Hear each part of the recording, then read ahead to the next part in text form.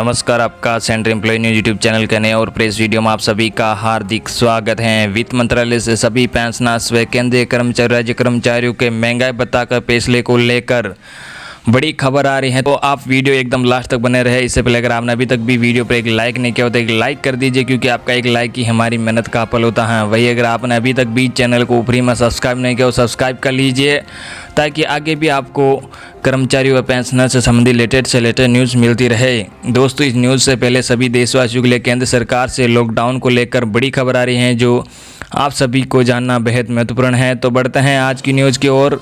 Lockdown 4.0 को लेकर आज जारी होंगे दिशा निर्देश, मिलने जा रही है 10 छूट। जी हां, केंद्रीय गृह मंत्री अमित शाह ने सोमवार से शुरू हो रहे कोविड-19 लॉकडाउन 4.0 संबंधी दिशा निर्देशों की घोषणा से पहले अपने मंत्रालय के अधिकारियों के साथ शुक्रवार को कई बैठकें की थी। अधिकारियों ने बताया कि शुक्रवार को करीब 5 घंटे के लिए नॉर्थ ब्लॉक स्थित अपने कार्यालय में गृह सचिव अजय भल्ला सहित मंत्रालय के वरिष्ठ अधिकारियों के साथ बैठकें की। गृह मंत्रालय के एक अधिकारी ने बताया कि वरिष्ठ अधिकारी लॉकडाउन 4.0 के दिशा निर्देश को अंतिम रूप देने में जुटे हुए हैं। हालांकि शाह की बैठकों की जानकारी फिलहाल उपलब्ध नहीं हो सकी है। लॉकडाउन के चौथे चरण के लिए रविवार यानी आज नए दिशा निर्देश जारी किए जाएंगे। हालांकि मीडिया रिपोर्ट के मुताबिक लॉकडाउन के चौथे चरण में काफ़ी छूट मिल सकती हैं। लॉकडाउन 4.0 कुछ विशेष शर्तों के साथ सोमवार से शुरू होने वाला है। ये उम्मीद की जा रही है कि इस दौरान ऑटो रिक्शा की आवाजाही शुरू हो जाएगी। 19 संकट से पार पाने के लिए देश भर में करीब 2 महीनों से आर्थिक गतिविधियां ठप पड़ी हुई हैं, जिससे अर्थव्यवस्था चरमराई हुई है। आगामी सप्ताह से अगर कुछ क्षेत्रों को फिर से कार्य संचालित करने की मंजूरी मिल जाती है तो इससे अर्थव्यवस्था को कुछ सहारा जरूर मिल जाएगा। लॉकडाउन 4.0 में ग्रीन जोन को पूरी तरह खोल दिया जाएगा। ऑरेंज जोन में बेहद कम बंदिश होगी, जबकि रेड जोन के निश्चित क्षेत्रों में हो सकती हैं पाबंदियाँ। लॉकडाउन 4.0 में क्या नया होगा और क्या छूट मिल सकती हैं? ग्रीन जोन में इंडस्ट्री को मंजूरी संभव है। ऑरेंज और रेड जोन में बाजार को खोलने का अधिकार राज्य सरकारों को दिया जा सकता है और गैर आवश्यक वस्तुओं की दुकानों को खोलने के लिए ऑड इवन नीति अपना सकती हैं। कोविड-19 निश्चित क्षेत्रों को छोड़कर सैलून, नाई की दुकानें और चश्मों की दुकानों को रेड जोन में खोलने की मंजूरी दी जा सकती है। चुनिंदा रूट पर उड़ानें भी चालू की जा सकती हैं।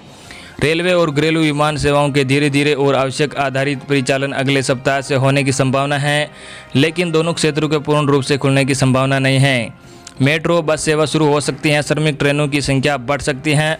स्थानीय ट्रेनें, बसें और मेट्रो सेवाएं देश में रेड जोन के गैर निश्चित क्षेत्रों नॉन कंटेनमेंट जोन में सीमित क्षमता के साथ चलना शुरू कर सकती हैं। यात्रियों की सीमित संख्या के साथ ऑटो और टैक्सियों को अब रेड जोन में चलने की अनुमति दी जा सकती हैं। गैर निश्चित क्षेत्रों में नाई की दुकानें खुल सकती हैं, रेस्तरां खुल सकते हैं, स्थानीय बाजार भी खुल सकती हैं, लेकिन सोशल डिस्टेंसिंग का पालन करना होगा।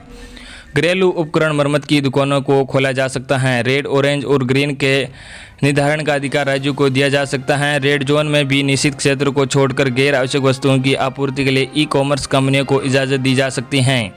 ग्रीन और ऑरेंज जोन में पहले ही ई कॉमर्स कंपनियों द्वारा गैर जरूरी वस्तुओं की बिक्री की इजाज़त है। स्कूल, कॉलेज, मॉल और सिनेमा हॉल को देश में कहीं भी खोलने की अनुमति नहीं दी जाएगी। अगली बड़ी खबर, वित्त मंत्री निर्मला सीतारमण 11 बजे करेगी प्रेस कॉन्फ्रेंस, हो सकते हैं कई बड़े ऐलान। जी हां, प्रधानमंत्री नरेंद्र मोदी द्वारा 20 लाख करोड़ रुपए के पैकेज की विस्तृत जानकारी देने के लिए वित्त मंत्री निर्मला सीतारमण 11 बजे फिर प्रेस कॉन्फ्रेंस करेगी। आपको बता दें कि वित्त मंत्री अब तक इस पैकेज के 4 चरणों का ऐलान कर चुकी हैं। शनिवार को घोषित हुए चौथे चरण के राहत पैकेज में एविएशन समेत कई सेक्टर के लिए ऐलान किए गए थे। शनिवार को जारी हुई चौथी किस्त स्पेस के क्षेत्र में भारत ने बीते कई साल में अच्छा काम किया है। निजी क्षेत्र को इसमें भागीदार बनने का अवसर दिया जाएगा। निजी सेक्टर इसरो की सुविधाएं ले सकेंगे। नए ग्रहों की खोज या अंतरिक्ष यात्रा में निजी क्षेत्र बढ़कर आ गए हैं। यह हमारा प्रयास रहेगा। 30% केंद्र और 30% राज्य सरकार वायबिलिटी गैप फंडिंग में देगी, लेकिन शेष क्षेत्र में 20% ही रहेगा। इसके लिए लगभग 8100 करोड़ रुपए का प्रावधान किया जाएगा। पावर सेक्टर में कुछ बदलाव होंगे। उपभोक्ताओं को उनके अधिकार पर्याप्त बिजली होगी। बिजली कंपनियों का नुकसान उपभोक्ता को नहीं झेलना पड़ेगा। बिजली उत्पादन को बढ़ावा मिलेगा। पावर जनरेशन कंपनियों में प्रतिस्पर्धा बढ़ेगी। इनका चयन भी उसी आधार पर होगा जिससे कि वो अच्छी सुविधाएं देश के जूनियर टेरिटरी में पावर डिस्कॉम का निजीकरण पहले होगा। बताए बिना बिजली कट जाती है तो कंपनी पर जुर्माना लगेगा। सरकार का डिफेंस प्रोडक्शन पर खास जोर होगा। डिफेंस सेक्टर में मेक इन इंडिया पर फोकस होगा। डिफेंस सेक्टर के हथियारों की लिस्ट तैयार होगी। डिफेंस उपकरणों का स्वदेशीकरण किया जाएगा। डिफेंस उपकरणों को देश में बनाने की पहल होगी। चुनिंदा हथियारों की खरीद सिर्फ सरकार करेगी। कुछ डिफेंस प्रोडक्ट के इंपोर्ट पर रोक लगेगी। इससे डिफेंस इंपोर्ट में कमी लाने में मदद मिलेगी। हथियारों को लेकर विदेशों पर निर्भरता घटेगी। इंपोर्ट न करने वाले हथियारों की लिस्ट बनेगी। डिफेंस में एफडीआई सीमा 49% से बढ़ाकर 74% करेंगे। ऑटोमेटिक रूट से डिफेंस में एफडीआई सीमा बढ़ेगी। शुक्रवार को जारी हुई तीसरी किस्त कृषि इंफ्रास्ट्रक्चर के लिए 1 लाख करोड़ रुपये का ऐलान किया गया। फूड प्रोसेसिंग सेक्टर के लिए 10,000 करोड़ रुपये का आवंटन किया गया, जबकि पीएम मत्स्य संपदा योजना के तहत 20,000 करोड़ रुपये दिए गए। वहीं पशुधन के लिए 13,343 करोड़ रुपये का प्रावधान किया गया। वित्त मंत्रालय ने डेयरी उद्योग के लिए 15,000 करोड़ रुपये का आवंटन किया है। हर्बल कल्टीवेशन के लिए 4,000 करोड़ रुपये का आवंटन किया गया, जबकि मधुमक्खी पालन के लिए 500 करोड़ रुपये का प्रावधान किया गया है। अब सभी तरह की सब्जियों के लिए 50% सब्सिडी दी गई है, जिसके लिए सब्जियों के लिए सप्लाई चेन पर 500 करोड़ रुपये का प्रावधान किया गया है। एसेंशियल कमोडिटी एक्ट में बदलाव होगा। किसानों को बेहतर दाम के लिए नया कानून बनेगा। बुआई से पहले अच्छे भाव का भरोसा के लिए कानून होगा। पहली और दूसरी किस्त बुधवार को वित्त मंत्री निर्मला सीतारमण ने कई बड़े ऐलान किए। इस दौरान उन्होंने एमएसएमई को से लेकर रियल एस्टेट कंपनियों और आम करदाताओं तक को राहत दी है। वित्त मंत्री निर्मला सीतारमण ने छोटे किसानों, प्रवासी मजदूरों और स्ट्रीट वेंडर्स और शहरी गरीब सहित समाज के निचले तबके के लोगों के लिए उन्होंने कहा कि लॉकडाउन की घोषणा के तुरंत बाद प्रधानमंत्री जन कल्याण योजना के रूप में मोदी सरकार ने गरीबों की मदद करने की कोशिश की है। आज मैं फिर से कई कदमों की घोषणा कर रही हूं।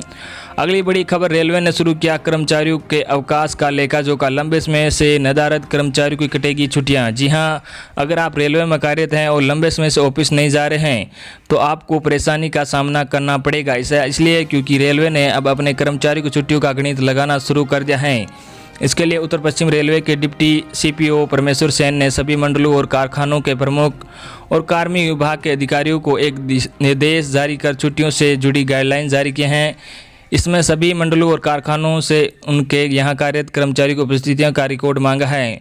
लॉकडाउन से पहले से निर्धारित कर्मचारियों पर लटकी कार्रवाई की तलवार। रेलवे की नई गाइडलाइन के अनुसार जो कर्मचारी 23 मार्च यानी लॉकडाउन के पहले से ही छुट्टियों पर है और बाद में वे लॉकडाउन के चलते ऑफिस नहीं आ रहे, ऐसे कर्मचारियों पर डीएआर नियमों के तहत कार्रवाई की जाएगी। उन्हें आर्थिक दंड, उनके खाते में से छुट्टियां काटी जाएगी या लीव विदाउट पे भी दिया जाएगा। अनुमति लेकर छुट्टी पर गए और ड्यूटी के दौरान फंसे कर्मचारियों को स्पेशल सीएल।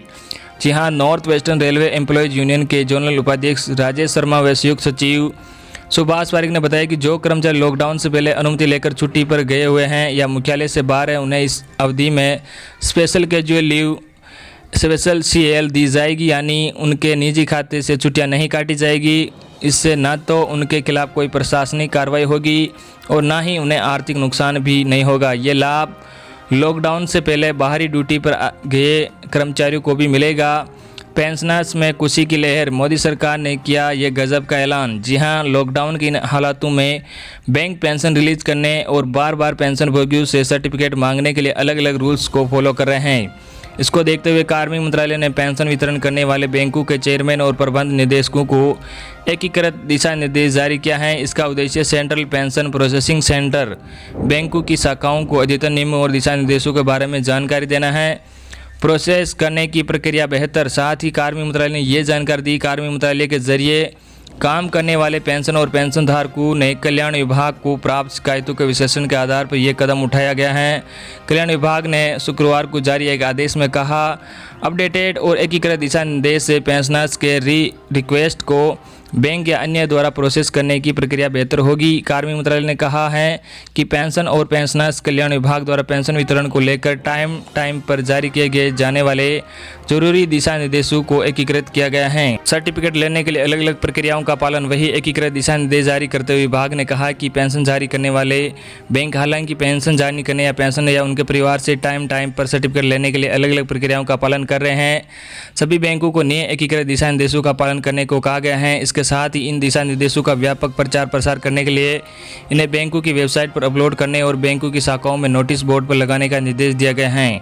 वहीं ताज़ा दिशा निर्देशों को देखते हुए कहा गया है कि पेंशन वितरण करने वाले बैंक आधार पर आधारित डिजिटल लाइफ सर्टिफिकेट जीवन प्रमाण को स्वीकार करेंगे। वहीं इन नियमों के अनुसार 80 साल या उससे अधिक उम्र वाले पेंशनर हर साल अक्टूबर के महीने में भी जीवन प्रमाण पत्र जमा करा सकते हैं। उल्लेखनीय है कि हर पेंशनर या फैमिली पेंशनर को हर साल नवंबर में जीवन प्रमाण पत्र देना होता है।